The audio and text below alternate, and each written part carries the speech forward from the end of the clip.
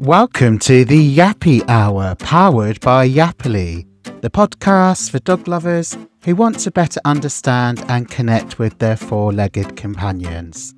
I'm your host, Nathan Dunleavy, and today we're unpacking one of the biggest topics in dog guardianship, nutrition. Joining me today is Caroline Griffith, an experienced canine nutrition consultant and the founder of both the Natural Dog Expo and Canine Holistic Science Academy. Caroline is passionate about giving dog parents the tools and knowledge to make confident, calm, and compassionate feeding choices. So whether you feed raw, kibble, or something in between, this episode will help you cut through the noise, understand what really matters, and feel more empowered about what's going into your dog's bowl.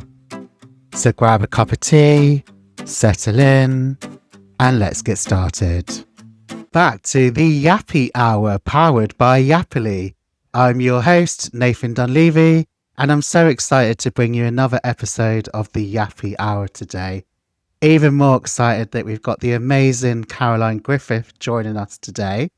Caroline, welcome to the Yappy Hour. I'm so thrilled to have you because nutrition is one of those topics that people want to get right, but they often don't know where to start. So I'm so excited to chat about this all-important subject this evening. Caroline, for those who may not know, could you tell us how your journey into canine nutrition began, please? It started over 25 years ago, really. I left school and I went to work in a kennel cattery, and the lady who ran that kennel cattery, he fed raw food, and I was a vegetarian at the time, so that didn't go terrifically well at the time when I first got there. But I soon learned why it was that she was feeding it, and it was for very similar reasons that I had decided to eat vegetables. Instead of, she wanted the fresh side of things in the bowl for the dog, and I wanted to eat more fresh at the time. That was one of my reasons at the time to be, so I could eat more whole foods, because back then, being vegan or vegetarian, you just ate loads of fruit and veg and, some pulses and what have you, but you were eating whole foods. You weren't eating, what's in the fridge now in supermarkets. Linda McCartney had even started back then with her stuff. So sausages.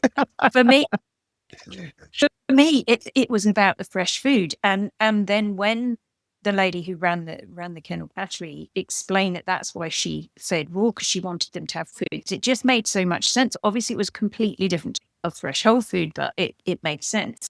And then I was there a good 20-ish years, and maybe just under that, off and on. So I was working there full time sometimes, other times it was part time. But over those years, Oh, wow. for many of our dogs that we looked after for their entire lifetime, and the cats, and I was literally able to see the difference in those that ate certain types of diets, and the same with the cats that ate certain types of diets, in terms of their longevity, the ailments that they suffered from or didn't suffer or were able to suffer from. And it just gave me this huge observational set of, really, that I was able to take in. Now, not that far working there, I noticed this, and I became like a sponge for learning. And back then, you do, because when you find something that you really enjoy, you do become like a learning. Yeah. And especially if it involves dogs, it kind of opens you up a bit and opens your heart being with dogs. So, as I'm sure you know, and I read everything I could. I went on the sort of small amount of courses that there were back then. Driscoll had started CHC in my journey. She started CHC, so I was able to join that. terrific if you can get hold of her books. They really do open your eyes up to what natural dog care is and what we do and why it's important, including feeding. So her books are great. Yeah, she's not talked about enough, I don't think. Anyway, so yes. What was her name again? Sorry, I missed her name. Catherine O'Driscoll. Catherine O'Driscoll. Yeah, Perfect. there's some videos on my YouTube actually. When I'm interviewing her, I was lucky enough a good few hours on there to be viewing. Anyway, so I then took a naturopathy course for humans because there wasn't anything for dogs. And during that time, I was researching consistently all the way through the course. Is this the same for dogs? Is this the same for cats? What am I learning here? Do their cells work the same? Do their body systems work the same? Do their detox systems even exist? All this kind of thing. And what I learned was we're basically all made of the same stuff. And yes, there's a few anomalies. Of course, there's a few anomalies. There's also system differences. And so generally speaking, we're made of the same stuff. And I would go to IU at the time and I would talk to them about it and say, this is what I'm learning. Would you say this is the same for dogs? So I would teach myself essentially because there wasn't anybody else to teach me and I wanted to know. So that's my background really. I wrote a book because did you? I was so full of just stuff and knowledge that I wanted to get out in the world that writing a book seemed like a cool thing to do. So I put into a book, self-published it because Amazon had a self-publishing platform at the time that was very easy to use. So I used that. But really, me sort of putting that out allowed obviously people to find a bit more about me. Since then, I've been doing nutrition consults. So it's a long time. I now teach other people to have to be a nutrition consultant so that they can do the consults. Otherwise, I'd be too inundated. Love it. Yeah, that's what I do. I have the APNC that you can see on my name. But so I kind of have been since then. But I also was introduced really to the manufacturing world via that book as well. It was given to the MD at the time of a large international pet food company who said to me, I really want you to come and work for us. I want you to formulate for us. I want you to teach staff. I want you to help us progress our fresh pet food which back then was minimal. If people were feeding fresh food, it tended to be either mainly raw DIY. There was a lot of home cooking DIY on back then, but now it's much bigger, of course. So I went on that journey, which I've been on as well, alongside the teaching and alongside the consulting. I've also been working for pet food companies. Yeah, it's just been an amazing journey, and I sort of look back and I think sometimes we can get a bit lost in nation line. Now it can be a bit overwhelming. And it was almost in a way, it sounds like a hindrance to say, there was no course, I couldn't learn anything online, things up in the same way. But actually, I loved reading the books because it was like you could really take in what was being explained to you, because jumping about online on different links or whatever. So, I actually think there's something quite nice about learning in that way as well. Definitely. Oh, I love that. I love people that have got a story and a history in their journey, and I love hearing all about it. So thank you for sharing that. So what inspired you to take your expertise beyond individual clients and then create events and educations at scale, Caroline? The events are because I just fully believe that we need community. We really do benefit as human beings from community, no matter what it is that we're learning. And I like to meet my students because a lot of the learning that we do and the classes that we have are online. So I like to meet my students and actually be with them for the day. And the event that I do, the Natural Dog Expo, I put that on about 10 years ago. Then I started redoing it because after that 10 years ago event, I moved away. Then we had the period of time where we couldn't have events because of the lockdown. But then after that had finished, pandemic. I was living back in the UK 3 years ago. I decided to do Yeah. So I decided to put on another event. So then I had the third one last weekend. That's So right. yeah, they're really good because we have so many speakers and so many voices in this industry that there's so many people from. Yeah. It's just really exciting now to bring these people together, and really enjoying building the community and the supportive community need, because not everyone can feel that they trust in their own judgment to feed their dogs with fresh food. Mm, So I think the community mm, support is really yeah. key. Yeah, definitely. Brilliant. Thank you so much. We're going to be touching on your expo later on in the episode. So I've heard all about it and seen all about it from various sources. So moving on to our next section then, which is all about Nutrition 101. So what dog guardians need to know. What would you say are the biggest misconceptions people have when it comes to feeding their dogs?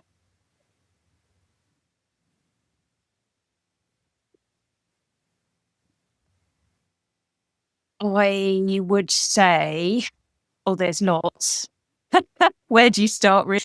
I think one of the biggest I know. things, there's two things that are holding us back. Okay. One is our so one is our belief that processed pet food and shelf stable pet food, so whether that's tinned, whether that's tray based food, whether that's kibble, it doesn't matter, dry food, our belief that they are actually complete and that they do actually have everything our dog needs. Mm, They're not. They're not, yeah. because they're only No. complete to a set of guidelines. And those guidelines are not actually complete in their own Yeah. right.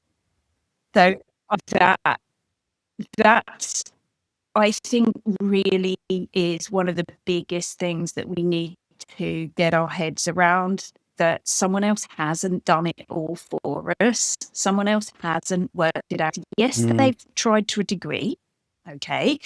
But yeah. even to know really good things to add to shelf stable processed food is useful. And then the second thing I think that's really holding us back is our belief that we are capable of feeding our dogs a complete and balanced diet when we're feeding fresh food, be that Mm, lightly cooked or raw.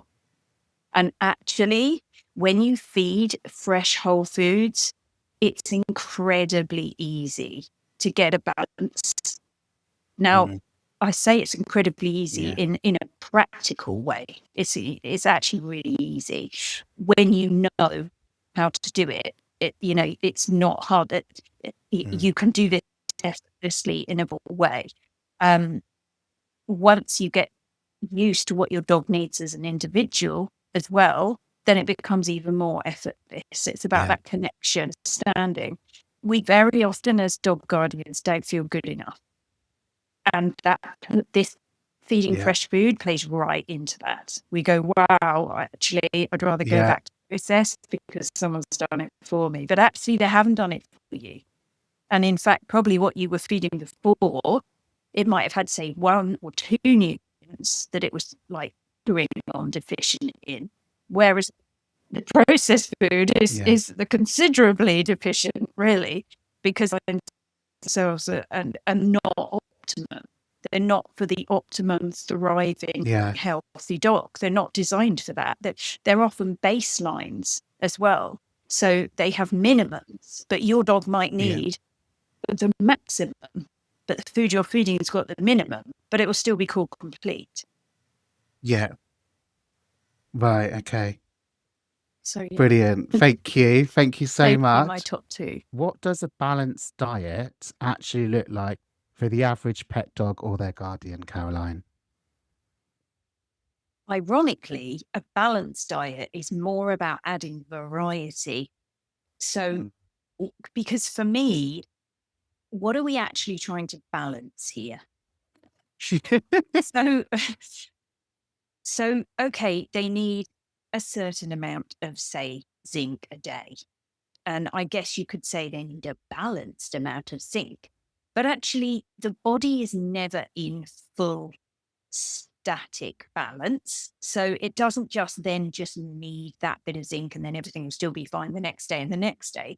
The body's constantly changing. So one day you might use up more zinc, and to the next day you might not use up so much. So I guess the idea that you put in what you feel is the right amount and then hope that the dog's body will balance itself, that's what people are hoping for. But and that is an admirable thing, and that's kind of what we're looking for in a sense. However, the processes and the systems that the dog's body needs to function optimally, to be able to balance itself when you're giving that certain amount of zinc on a daily basis, so it can use up more each day if it needs to, or take more from the food each day if it needs to.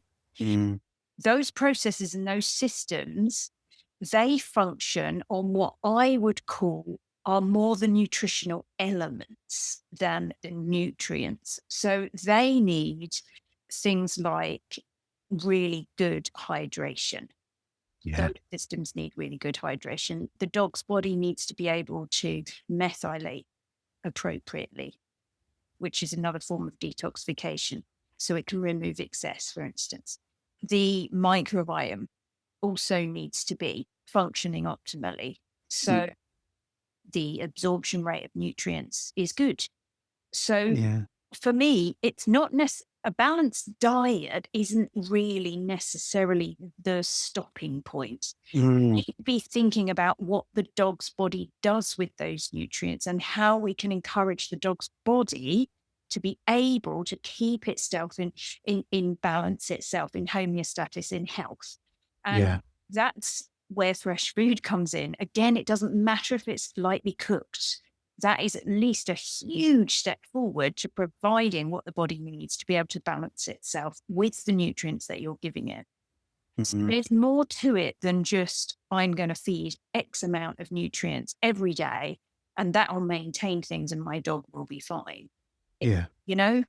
It's a difficult way of comprehend it, but it is what we need to be doing because it's about the health of the dog as a whole. Right. Just that they're not machines that we just put in this certain amount of nutrients and everything will be fine. You know, that's not how they function. They all lead completely different lives. They all have totally different activity levels. They all have totally different emotional lives, totally different levels of stress. You know, even some dogs will live in a house with stairs and another one won't. And we don't consider that as activity really because we think of activity as walks, but you know what I mean? So, and some of them will be breathing in more car fumes than others. Some of them will be walking in fields with pesticides on, whereas others won't. So there's a huge amount of change. No dog is living exactly the same life. So they all need more of an ability to adapt themselves. And that's what's missing when we feed processed food. That's what starts to diminish in the body. I think there's lots to consider. And I think as the Joe public, it all comes back down to education. You don't know what you don't know, but you just see the word balance and you think it's okay. And of course you would. Yes. Of course you would. Yeah. And then you start reading the ingredients and it's not. Yeah. And then we look at ingredients because obviously that will be the first thing that we might learn about. So we might read and take on board that perhaps feeding too much grain isn't necessarily a good thing. And we might turn over the back of the packet and say, oh, okay, well, this one doesn't have grain, so it must be a better food. But actually, the one with grain had really bioavailable nutrients added to it. So it could have been potentially better. But in the case of what's right for that dog at the time, because it could be that you're then the one that you're buying without grain, you're going to add some lovely supplements to. So you might then add those nutrients back in anyway. And it was better for your dog because they didn't want to have that GI spike, you know? So so the dog is working it out. But ultimately, all creatures need fresh food. Do you remember the Jamie Oliver? This is one of my favorites to remind people of. But do you remember the Jamie Oliver school dinners campaign? Yes. And now no one was on the side of the mums squashing sausage rolls through the fence. But those bad fats, if you like, those inflammatory fats, that poor quality meat that is what goes into processed pet food. And yet none of us wanted the kids on Jamie's program to be eating these sausage rolls. We wanted the kids to give in to Jamie and have the fresh whole foods that he'd cooked for them. Yeah. And yet, and it's like we don't always make the correlation. That's right. What's going on with pet food? Yeah, definitely. Thank you. Well, I think that brings us nicely on. Is there a danger in over complicating things or underestimating them? Absolutely, because we're all human, and the majority of us are overthinkers, especially if you've got a dog, Yeah, whether definitely that's me. behaviour or what bed to get, or even that can be an issue, can't it? So, although to be fair, I do feel they should have the appropriate bed, but there we are. Yeah. We're all overthinkers when it comes to our dogs. So, oh my God, absolutely, you can overthink it, and you can make it too complicated, and you can get far too into the things I think that we shouldn't necessarily be worrying about. But it is easier to feed fresh food than you think. Honestly, it is. Once you've got a sort of a basic idea, a basic framework from somebody like a pet industry nutrition consultant, member of the APNC, preferably, because they've been properly trained, or someone who just has been doing that for years and really knows what they're doing. There's a fabulous group on Facebook called Raw Feeding Made Simple. They have some amazing documents. They are my students at the moment. Okay. So one of them's done the course already, and another one's on it now. So they have some great documents, and they do make it simple. I think often we feel like it's really complicated. It must be complicated because the food's in a packet and someone's done it for you, but it isn't complicated. Yeah. To do that, and go on. No, brilliant. No, what I was going to say is going back to the previous question as well, because I thought of something, then lost my train of thought. But every dog is individual, isn't it? So what's right for one dog isn't going to be right for the next dog, or This is the thing. So but when you're feeding fresh food, you can adapt really easily. So they will have their preferences as well in terms of what eats they like to eat, how you want to add any plant polyphenols or that kind of thing. So the different nutrients you want to add and how you want to get those in, you completely individualize it when you're feeding fresh food, which is very, very tough to do if you're feeding processed food. Very tough to do. Yeah. Brilliant. We're on a bit of a roll now, so let's move on to our next section. Keeping my fingers crossed. So, commercial food, decoding labels and knowing what's inside. Let's talk labels, Caroline. What should a dog guardian actually be looking for when choosing food off the shelf?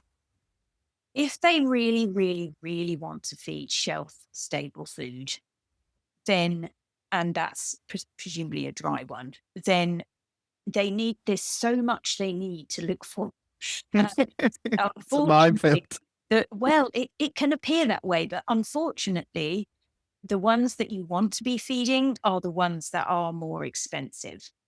So if you're on a budget, it's always the way. It's quite tough. So definitely go for one that is grain-free. Now, there is a perception that was best way to say it really. It kind of presented to the veterinary community following a study that is not robust over, I think it was not even that many dogs, in the hundreds, but not many dogs, that presented the veterinary community with this concept that a grain-free diet was damaging for the dog and created DCM heart issues.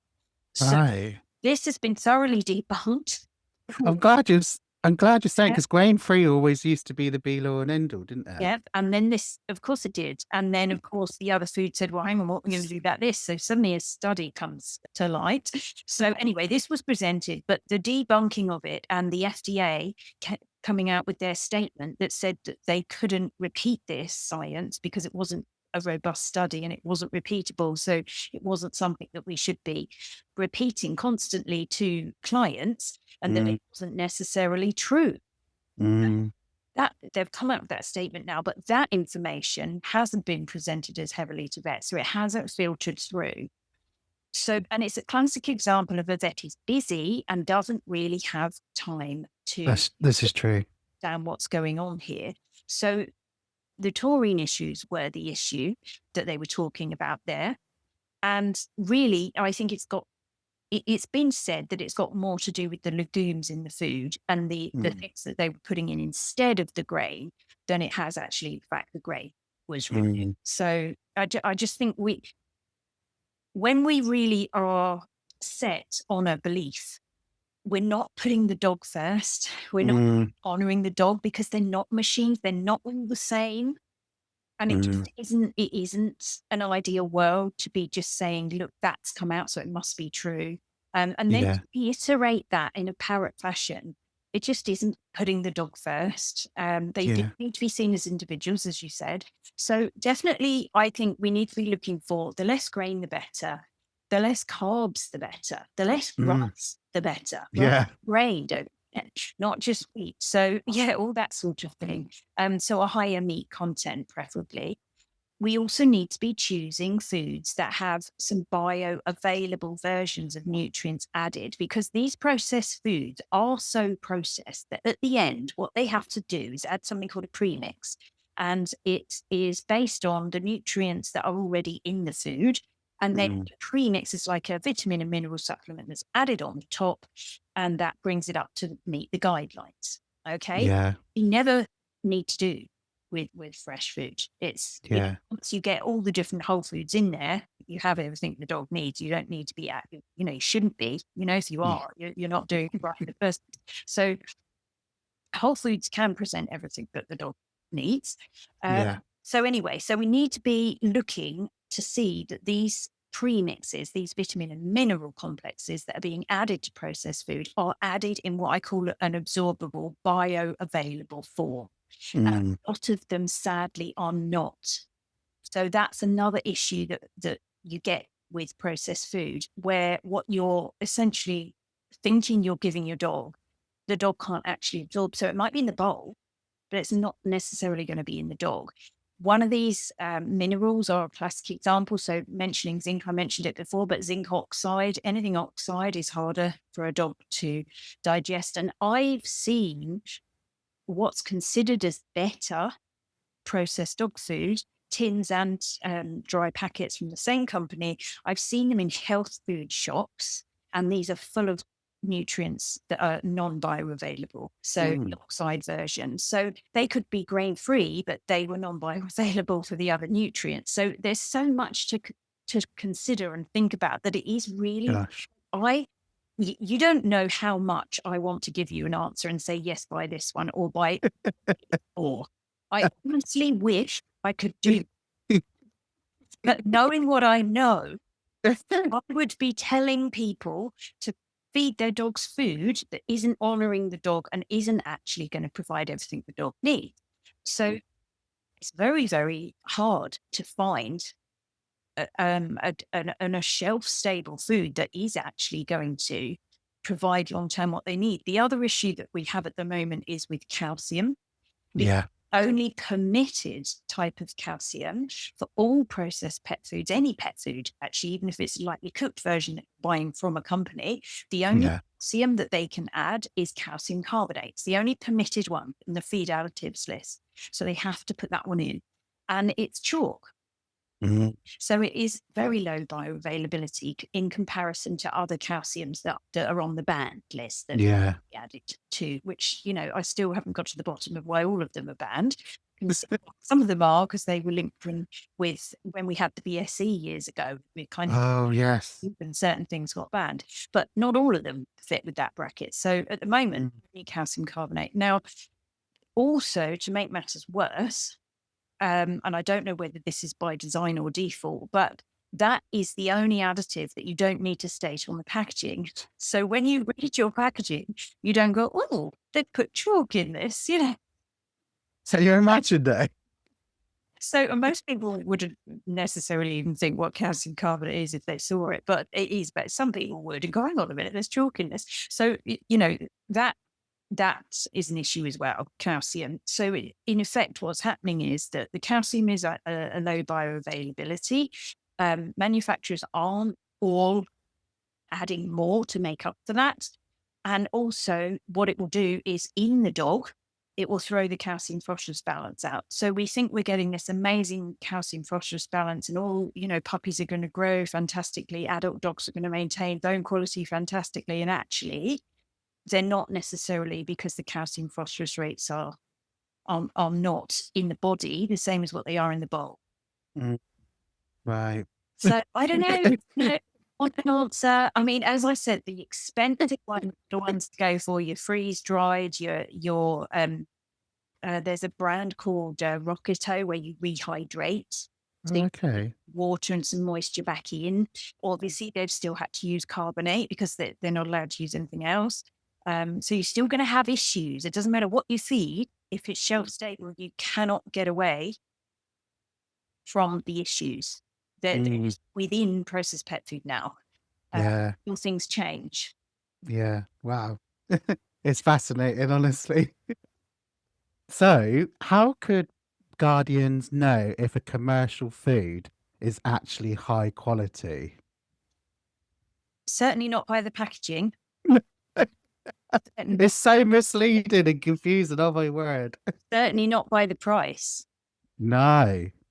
Certainly not by what the salespeople say. Oh gosh. I honestly, yeah. I mean, the thing is, then you've got to consider yourselves. What do you actually consider quality? So we have this within the fresh pet food industry as well. So what do we consider a high quality, lightly cooked pet food? What do we consider a high quality, fresh raw pet food? For me, quality is not about customer service. It's not about how easy it is to order on the website. It's not about that they gave you your money back because your delivery didn't turn up on time. Any of that. People will recommend a good quality food. Yes. Things like that.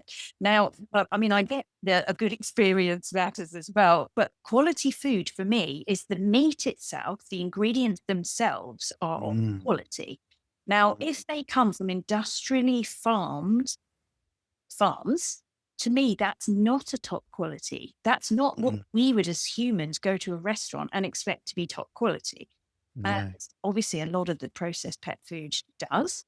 Right. Not all of it, but most of it, of course, does. I would say you need to be looking for grass-fed, grass-finished, organic if you can, free range. If it's poultry, often free range is going to be better because those animals have been healthier themselves. So thus they have more nutrients within them to give to the animal. So it's not really anymore about you are what you eat. It's about you are what you ate.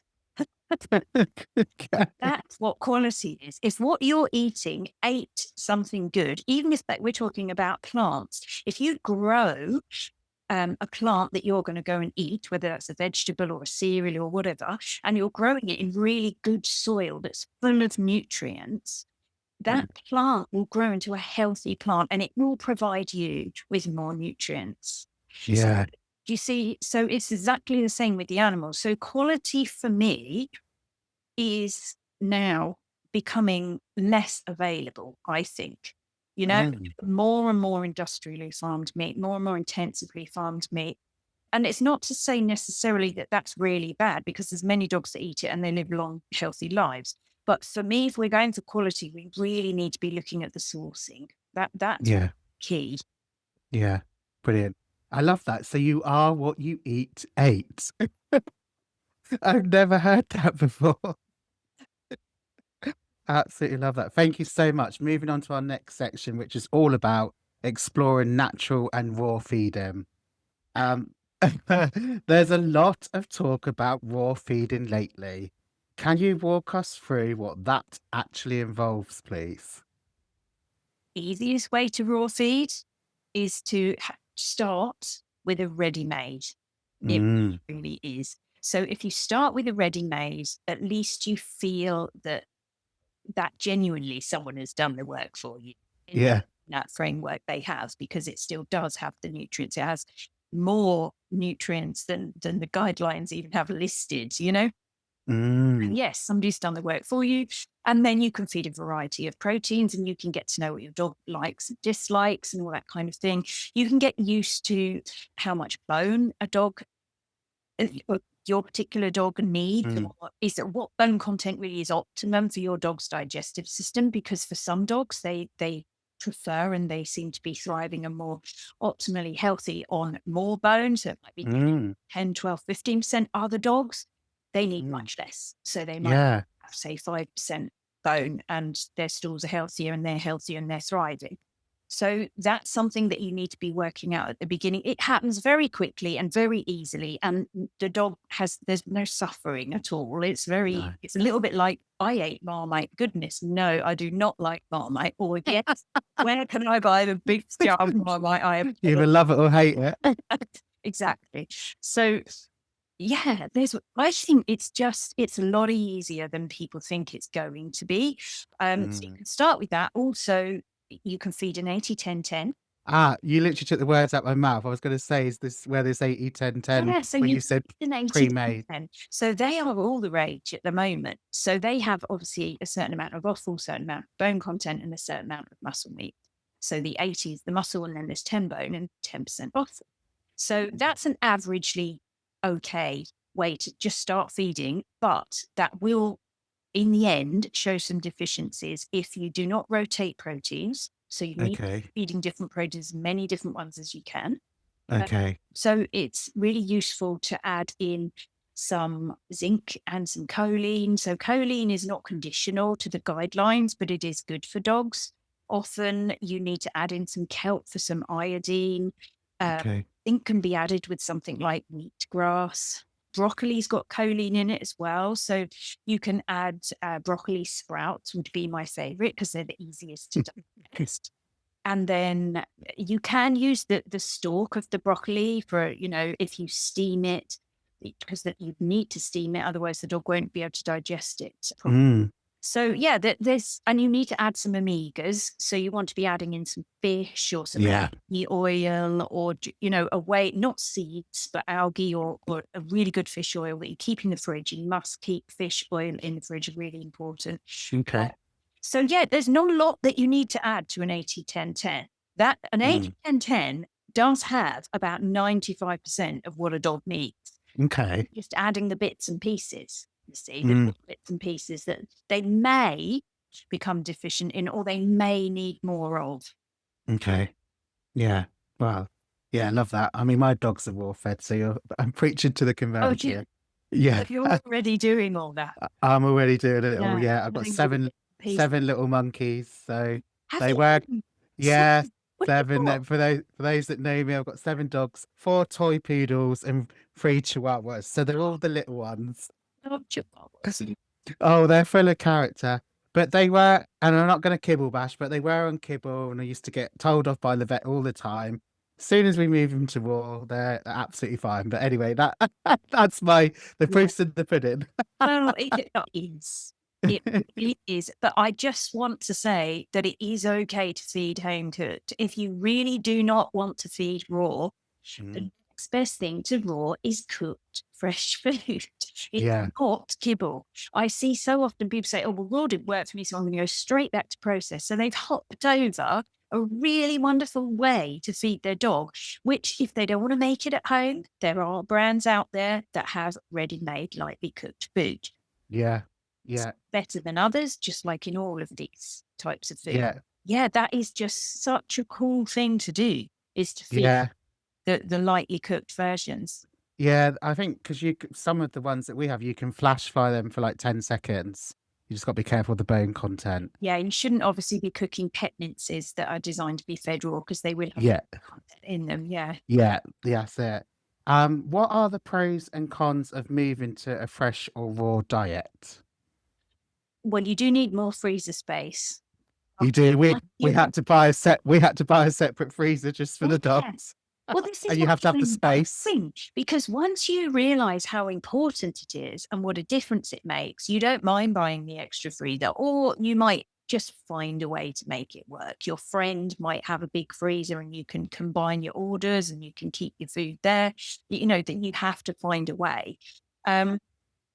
So the pros just speak for themselves, because you're feeding fresh, whole foods. So that's then, what is the benefit of eating fresh, whole foods, you as a person feel calmer, you feel healthier, you have more energy, your digestive system functions more optimally.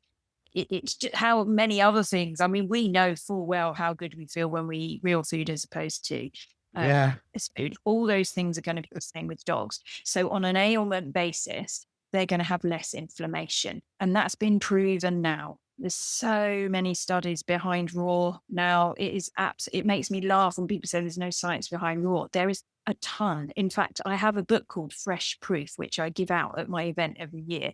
And we add science to it every year. And it's getting quite big now. Oh, wow. So there's loads of science about feeding fresh food to dogs. Some of the science is about feeding fresh whole food cooked, but that's still fresh whole food. So there's a lot more. Loads and loads of pros. They will have less inflammation in the body, and inflammation in the body can come out as anything with the word itis. So it could be dermatitis, skin issues. It could be gastroenteritis, which gastroenteritis can be labeled IBD, IBS, all these different things. So that, your dog is much less likely to have these. So any inflammation like pancreatitis, again, another one. These are the general terms that you would, ear canker and ear infections. The dog's body, when it's fed fresh whole foods, just like our bodies when we eat that kind of food, it can function better. As I mentioned, it can methylate better. It has better microbiome. And all these things really matter. They really matter. And when processed food companies put studies and research, they decide to do studies and research, what they're doing is they are testing their food against another type of food. So the variable is hardly ever fresh. Not saying, okay, I want to improve the microbiome of the dog. Let's see if my food can do it. Well, let's feed them against a fresh food diet, and then we'll feed this processed food and see if our diet, really is better for the microbiome. They're going against the food that they probably had before, which it wasn't great for the microbiome. And then they add something in, which probably should have been in the diet anyway. And then they say, oh, wow, look at the difference that this makes. So another big issue that I didn't mention when we were talking about the guidelines is the fact that on the guidelines, omega-3 isn't even needed for an adult dog.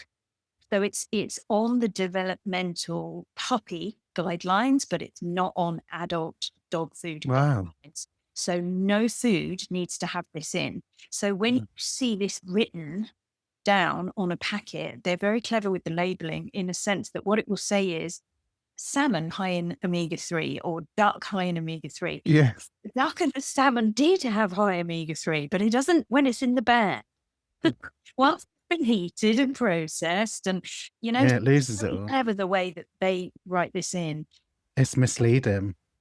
It is a bit misleading. It is a bit misleading, and they do want you to buy the product. So we've mentioned obviously lots of pros. Would you just say the cons were? Well, I think that for me, having space in the freezer. I mean, I'm in that, so that it can be an issue in terms of freezer space. Often we consider that one of the cons is that we have to sort of overly clean everything and the hygiene and that if you speak to somebody who doesn't understand raw feeding and the way that the manufacturers have to fit in with all the DEFRA regulations and all the rules and the way that they have to freeze things, you could be forgiven for presuming that there's going to be more bacteria. But this really is a myth. It's presumed fear, rather than a myth. It's a presumed fear because when there has been studies, which are in my Fresh Proof book, there's only been 2 proper studies. I can't find any other studies that have actually been undertaken proving that bacteria found in raw dog food can transmit and cause issues, because that's what they're saying is going to happen. Obviously, some bacteria is going to be in there, but in a way, you should have bacteria in there. It's a whole fresh food. When you look at the highest cases of salmonella poisoning, it's from vegetables. And we're not saying, never feed a carrot to a dog, We be looking at, if we're going to say that we're taking it at the face value of science, we need to be looking at the studies. And there's been 2 studies that aimed to prove, but weren't able to show there was a significant transmission of pathogens. And neither of those studies showed that. One was that it was very low. I can't remember exactly without getting the book. Should I get the book and then I can just read it to you? Yeah, safety and cross-contamination. Yeah, so there was a study in 2019. It's called Infection Through Raw Pet Food. And that found that it was rare. And there was a study in 2021, suspected transmission of foodborne pathogens is low. So when the science actually is available, we're finding that despite even if there is bacteria in a raw food, the chances of it actually being a problem is rare or low. Yeah. And that's what the studies are showing. So I think we need to think very carefully about how we're manufacturing our food and how we're handling our food, but we should be doing the same for our processed foods that we're feeding as well. So often we leave kibble down or we don't wash the bowl properly because we assume it's sterile, but nothing is sterile, because when you have a sterile environment, it's only sterile for like probably a millisecond or not even Joe from Ingenious Probiotics, I don't know if you met him. Yeah. Him. We've had Joe on. How bacteria will repopulate. I'm sure he gave you a time frame. It's not very long that anything stays sterile. So as soon as the air hits that food, as soon as any moisture in the air, any bacteria that's surrounding your house, because we're surrounded by it all the time, you can't get away from it. It's part of life. It's part of living. It's part of our energy and our vital life force flow. It should be there. You know, what we don't want is a dominant bacteria or an overgrowth of a certain type of bacteria that then becomes pathogenic. We need the variety. We need the diversity. But what happens when you sterilize something is you leave it open for the opportunistic bacteria to take over. And the good bacteria that should be there on surfaces or within a food aren't necessarily there because you've sterilized them away. So the opportunistic bacteria do get the chance to take over. And that's when you get issues. So it's actually, this is why you find that a lot of recalls happen for salmonella on dry foods because of how people are storing them, how people are feeding them, you know, so it can happen. It can happen just as often. Now, there are also preliminary studies looking at the saliva of dogs that are raw fed as well. And so far, the preliminary data has shown that dogs that are raw fed have less damaging bacteria, less pathogens in their mouth than a dog that's eating dry food. So this is only very preliminary data. I'm involved with a company and we're going to start a much bigger study. Oh, wow. Yeah, looking into this. So at the moment, we're looking at the different methods that we can capture that saliva. And at what point do we capture it? Do we capture it just after they've eaten, or do we catch it 5 minutes later, or do we wait half an hour? Because one of the presumptions, and something that's said quite a lot on the media is, and it puts the fear into guardians, is that you feed raw food to your dog and then your child might get the dog. You see that a lot. Yeah. But if this preliminary data is correct, then it's completely the opposite. It's far more likely to happen with a food that's been sterilized and then exposed to air and fed. Yeah. Great. Oh, that's really interesting. So we'll look out for that in terms of how that's going. So, final question in this section: is raw right for every dog, or are there exceptions? There will be exceptions because of the individual gut biome that's going on with dogs. Now, what we're finding is that a lot of dogs who have had extensive antibiotics, or maybe had antibiotics as a puppy, and you might not know because you've got them as a rescue dog, for instance, what can happen is the biome can become less varied and less diverse and less able to cope with whole foods, less able to cope with certain bacteria that I've just mentioned. They just can't cope with raw food. However, you can work with somebody to improve the biome. You can feed things like bone broth. You can still feed cooked fresh food. And you can add things into that to support the gut lining, and the integrity of the gut lining can heal a bit better. Mhm. So there's ways to support them that means they can still have fresh whole foods. Now, what can happen is that throughout a dog's life, they will have various things happen to them that will compromise the integrity of their gut lining, compromise the health of their biome. The inside of the dog's gut lining, just the same as ours, it's like skin in the fact that it renews constantly. So if you rub skin, cells come off, but it renews. So you need to have a certain good bacteria in your skin for that to occur, for that renewal. Otherwise, you get thinning skin. Now, that happens inside as well. And the gut lining is constantly renewing itself, and it needs certain things to do that.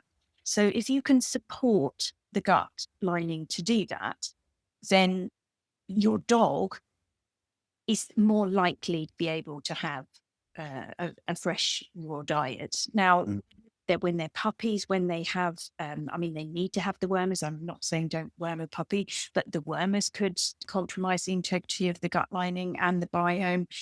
Anything that they're vaccinated for will compromise the integrity. And I'm not saying don't protect them. I'm just saying this is what happens. So have all these things. Stress itself has been shown to compromise the integrity of the gut lining and the gut biome. So when a dog goes to its new home and it leaves its litter, that is a stressful experience. There's no going about it. However loving and nice you are, all these things are happening to a dog when it's young. So we need to be supporting those dogs. And we need to have an understanding of what to feed them that would support them through those things happening. And there's plenty more that, happens. And it's very easy for them to end up on antibiotics if they then get loose stools as a result of having the vaccine, or overworming, or they've picked up something in the park, or, it's very easy. But antibiotics are given quite often. The gut biome is even more unbalanced. So lots happens when they're young that carries through. It becomes like a chronic ailment that carries through subconsciously background. And, people, they're fine, but then something else will present itself because they actually were quite weak. Yeah. So I think sometimes, yes, that's a long-winded way of saying yes, it's to have raw, but that doesn't mean we should give up on fresh whole foods. Yeah, brilliant. Thank you so much. Absolutely fascinating. My mind is blown, but let's move on to our next section, which is all about diet, behavior, which we've touched on a little bit, and well-being. So can nutrition really affect behavior? And what have you seen in your work? Absolutely, it can. I was going to say yes from my side. In so many ways. Like the really obvious super trendy one is in the neurotransmitters. So the gut-brain axis, so the serotonin production, the dopamine production, the balance of those two neurotransmitter hormones, the histamine balance, all these things are related to the integrity of the gut lining and the biome. So that is a whole show in itself, really, to talk about those.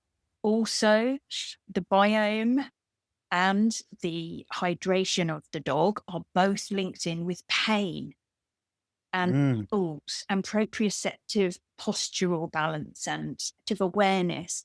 And it is known now, although not all guardians recognize, but it is known that if a dog is proprioceptively imbalanced or has some kind of pain, even if it's like a pain that we can't possibly see and they're compensating for it, they are more likely to be reactive. They're more likely to be anxious. It makes sense, doesn't it?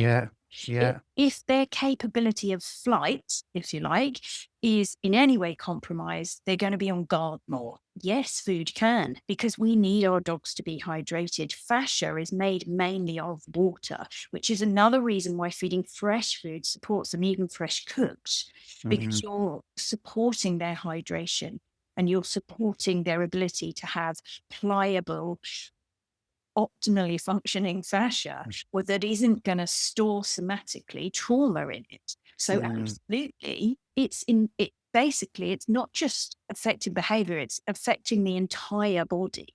and the entire body's response and reactivity to the world, how it reacts, how it copes, how resilient that body is to the world. For me, behavior isn't in here. It's not in the dog's mind. It's the gut. the whole body. It's the not whole body. just in the gut. Not the gut. The whole body. Their whole body. Right. Their whole body. It's how they feel. It's how they feel. And they can feel different at any given moment. So we need, again, to give them the ability to balance themselves and get them into homeostasis. And to do that, they do really need to be having optimum hydration in their food, obviously optimum nutrition. They need to have good microbiome balance. There's so many things they need that is tough for them to get in this world. There's a lot going on. And food plays a massive role in that, beyond just, they need a certain amount of zinc, they need a certain amount of B vitamins. It's way beyond that, really. Yeah, brilliant. So are there any certain dietary adjustments that support anxious or reactive dogs, would you say? Bone broth. Bone broth.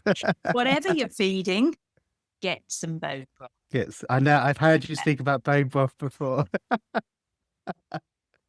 Tell us more about bone broth. It's so good. It's for our listeners. Yeah, it's hydrating. It supports the gut lining to heal again. It's really good proteins in the body. It just is. It's full of life force flow. It's definitely need to be having that if they're not already. Would you put so if they're raw fed, then would you put the bone broth in as well as? Oh yeah. Bone broth is so good to them. Yeah, brilliant. So that would be the main thing that would help support sort of anxious and nervous dogs, you say, yeah? I guess for a sort of a go-to as a general rule, obviously depending on the dog, you can use certain plants, and some might find, just growing weeds, if you like, that they're actually plants. Or you could look at herbal things, but if we're talking about what to add to the bowl, and there's been also a lot of work and a lot of research into essential fatty acids and how they support the resilience of kids that are learning at school. Patrick Hopwood has whole books on this, and it's the same with dogs. It is dogs. And so I guess by adding more, especially if your dog's on processed food, they won't be getting any omegas anyway. So by adding them, that play a supportive role. Yeah. I think it's a sticky plaster. Don't get me wrong, the bone broth's a sticky plaster if they're on processed food, but it's probably a sticky plaster than omegas. Feed both. Yeah. Both. If you've got an anxious dog, you need to be doing more than thinking about. I know. To their bowl, really, don't you? Yeah. I've got an anxious dog. I've got one that's off the SA, so I know all about that. We're all about the bone broth. So our final question in this section before we start wrapping up is, how can gut health be supported through diet and lifestyle, Caroline? I think we've kind of covered it in so reducing stress, reducing environmental chemicals, so things that you're cleaning with around the house, you want to be reducing them. You don't want to be sterilizing. You want to be getting your ingenious probiotic clean. You do. Another plug for Joe's ingenious probiotic. Or just anything that doesn't kill everything else. So it is everything in our life. Really, I wish it wasn't, but we need to view everything. We need to be thinking about all the things that we've got so used to doing that aren't necessarily pro-life and aren't necessarily pro-nature. So for the gut health, again, bone broth, really good to add to the food. I'm trying to think of all of them in one go. It's that's okay. Giving water quality. We haven't spoken anything about water. Water's my new obsession. Okay. Water quality. That's really important. That's almost like another whole show in itself. Oh, okay. That's two more. All right. Come back, won't I? You definitely will. Yeah. Right. We're gonna start wrapping up this episode now. Wow. After our tech gremlins at the start, but I'm going to touch on that again in a minute. But it's been a jam-packed episode, so we're just going to spend the last 5 minutes with some final questions and thoughts, Caroline. It's been absolutely fascinating. Literally, like you say, there's so much more we could delve into, but you just ooze the passion about it all, and you're so knowledgeable, and I find it so interesting. So thank you. Caroline, what would you say to a dog guardian who's completely overwhelmed by conflicting nutrition advice? I would say first of all, you need to go to someone who's done the research. So somebody like myself or one of my students at the APNC, they will to support you to get clarity, because you need clarity away from the noise and all the different links and the jumping about that happens online. So that would be, if you can do that, I would say to do that. Yeah. If you really, really can't do any of that, you haven't got a penny to change, then I would make some bone broth, get some bones from the butcher. Now, hoofed animals usually have better collagen, so you could start with those and make some bone broth at home that you can give your dog. Okay. You can do that. Find out which herbs are good for dogs that you can pick on the roadside. There are people that will teach you this, and Caroline at Hedgerow Hounds, she has resources that can help you a little bit. So, you're finding things that you can do for very little make a difference to the dog, and making sure then that you're working with someone who knows how much to give them and, sort of what to do with these plants that you've picked. But, sometimes you can put them into water and then you can give your dog that water to drink, and that will help them, and that will help their liver, for instance. So there's lots of things you can do, even if you don't have a budget to do anything. Yeah. Even if you do have a budget to do anything, they're still really good to do. Yeah. Brilliant. Love that. Thank you. And what's the one thing you want everyone to feel after listening to this important conversation? Just not to be worried about feeding fresh whole food. It is much easier than you think, and meat does have about 90 to 95% of what your dog needs, whereas complete processed food has nowhere near that because the guidelines themselves don't have those nutrients on them. Yeah, brilliant. Caroline, where can people find out about your courses, resources, and learn more about the Natural Dog Expo? Yeah, so if you want to learn about nutrition for yourself and for your dog with me, so it's a bit of a long website, so get ready for it. So it's Canine Holistic Science Academy.com. Canine Holistic Science Academy.com. I do a level 2 and a level 3. They're Ofqual regulated. Oh, wow. They're, genuine national registration qualifications. So proper qualification, Brilliant. certified. After that, if you want to become a consultant, and you can help people with their dogs as well, or even with cats, if you want to specialize in cats, then it's a whole other podcast as well. But there we are, cats, but they need fresh food. They do. So you can visit the APNC. So apnc.uk, apnc.uk.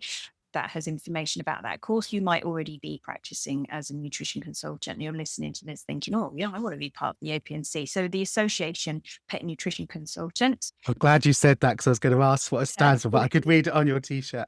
Yeah.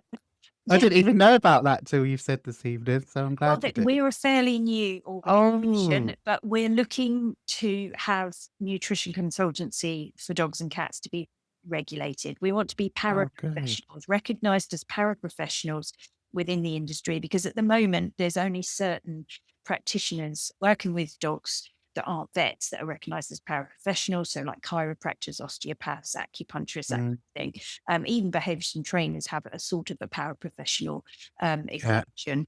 So we want to be recognised as paraprofessionals, just so that we can get some regulation. So we're making sure that people aren't just teaching people to feed chicken carcasses and like that. So it just needs a little bit of something, because there's a lot of us out there now. So and sure, like you said, that people are feeding, they know how to formulate food and that kind of thing. And then the Natural Dog Expo. That's a fantastic event. We have about 300 to 400 people there. We have a whole weekend of vets talking about feeding, about natural dog care, a whole community of people, really supportive people, really friendly. It's really high vibe. We usually do something fun as well, just kind of after lunch to lift the room. So yeah, it's just such a good, and we have stands and, you can meet people. You can meet people from the APNC, so you can talk to about problems you're having with your dog and get a different perspective maybe. It's just really great event to unite people who are interested in natural dog care and just obsessed with dogs, really. Yeah. And have you got a date for next year, or have you got the website for that? We do. So that is the last weekend in April. Yeah. I believe it's 25th, 26th of April next year, and it's in Solihull. Yeah. So it's kind of in the middle of the country. Solihull near Birmingham, and it is just naturaldogexpo.com. Brilliant.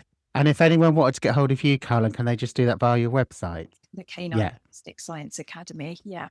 And I didn't know you had a book, so excuse me for not doing all my research. Oh, no, it's fine. It's kind of... What's the name of your book? It's kind of out of print now. Oh. Yeah. It kind of served its purpose at the time. Okay, I was going to go and have a look for it later.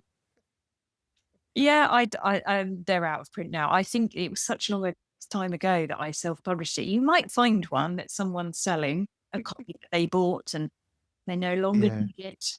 Brilliant. The Best Dog Diet, or just Best Dog Diet, it was called. Okay, brilliant. Caroline, thank you so much for joining me on the Yappy Hour this evening, powered by Yappily. We had some tech gremlins at the start, so we changed to a different platform. So I'm hoping our amazing tech wizard, Rosie Robinson from Woof Design, who's part of Yappily, that does all the editing with her partner, Kelly, I'm hoping that because she's the tech business dog pro queen, that she's going to be able to sort all this episode out for us. But you've been an absolute pro as well this evening for bearing with me with the tech issues that we had at the start. But it's been a fascinating conversation, and thank you so much for joining me. Oh, thank you for having me. And it's really good to speak to everybody. And, thank you. Yeah. Thank you. Wow, that was such a groundbreaking and eye-opening conversation with Caroline Griffith. Here are a few key takeaways from today's episode. Number 1, there's no one-size-fits-all when it comes to nutrition. Every dog is different. Age, lifestyle, breed, sensitivities all matter.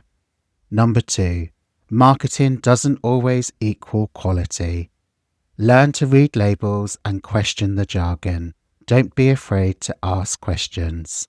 Number 3, behaviour and well-being are linked to nutrition. What your dog eats can impact everything from mood to focus to resilience. Number 4, you don't have to be perfect, you just have to be proactive. It's all about informed, compassionate choices, not pressure or shame.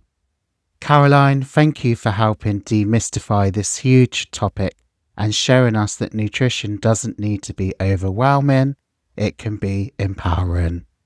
To everyone listening, go check out Canine Holistic Science Academy.com and naturaldogexpo.com for more guidance, events and resources. And if you enjoyed this episode, please subscribe, leave a review and share it with your fellow dog-loving friends.